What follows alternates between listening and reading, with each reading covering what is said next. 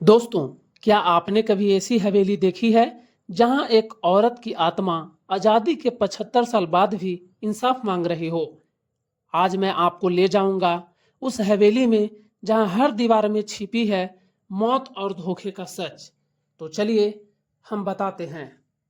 रवि एक स्वतंत्र पत्रकार अपने जीवन में रोमांच ढूंढने का आदी था। एक दिन उसे डाक से एक पुराना पीला पड़ा लिफाफा मिला।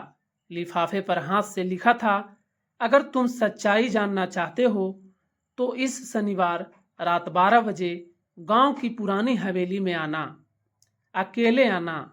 रवि ने लिफाफा खोला। अंदर सिर्फ एक पुरानी हवेली की फोटो थी जिस पर लाल स्याही से एक तीर बना था। उस हवेली के बारे में उसने बचपन में सुना था कि वहां कोई आत्मा रहती है जो रात में रोती है। गांव के लोग वहां कदम रखना भी पाप मानते थे, लेकिन रवि के अंदर का पत्रकार जाग उठा। अगर इसमें सच है तो ये मेरी जिंदगी की सबसे बड़ी स्टोरी होगी। शनिवार की रात रवि अपने बाइक लेकर हवेली पहुंचा। चारों तरफ अंधेरा था। सिर्फ हवेली के टूटे खिड़कियों से चांदनी अंदर आ रही थी। दरवाजा चरमरा कर खुला, मानो उसे अंदर बुला रहा हो। अंदर जाते ही धूल और सड़ांध की गंध से उसकी नाक भर गई। अचानक उसकी नजर दीवार पर टंगी एक पुरानी तस्वीर पर पड़ी। एक औरत का, सफेद साड़ी में, आंखों में अजीब सी उदासी।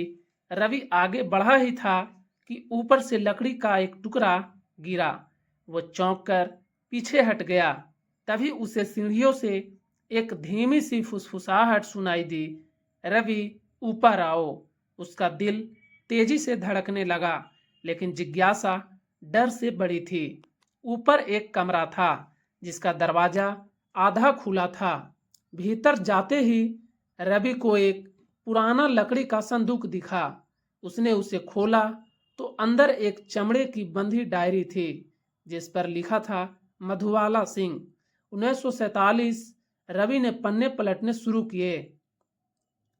पहला पन्ना में लिखा हुआ था, अगर यह डायरी किसी अजनबी के हाथ लगे तो जान लो कि मेरी मौत एक हादसा नहीं थी, मुझे मेरे अपने ने मारा।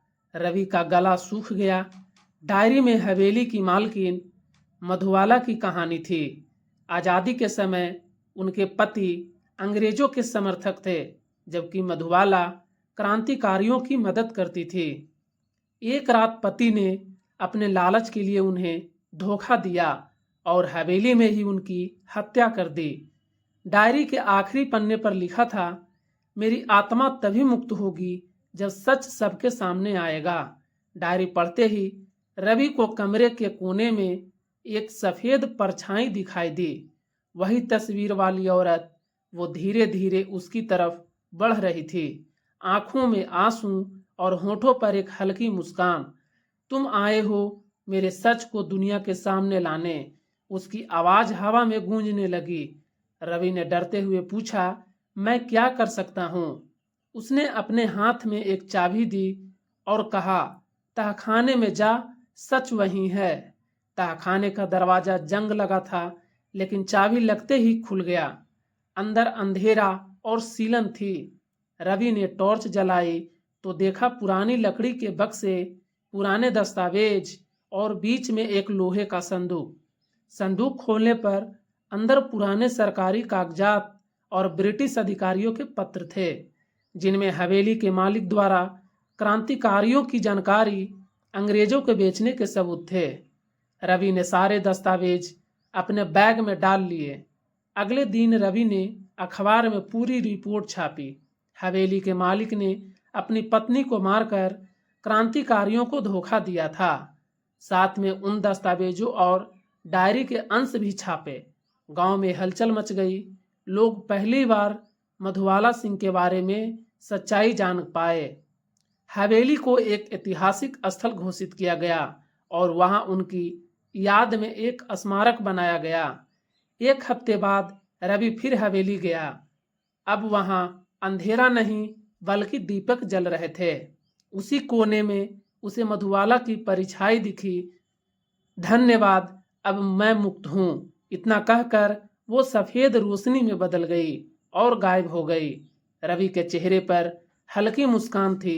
वो जानता था उसे न सिर्फ एक कहानी पाई थी बल्कि एक आत्मा को शांति भी दी थी। तो दोस्तों, ये कहानी आपको कैसे लगी कमेंट करके ज़रूर बताइएगा और दोस्तों के साथ शेयर करना ना भूलिएगा। तब तक के लिए जय हिंद, वंदे मातरम।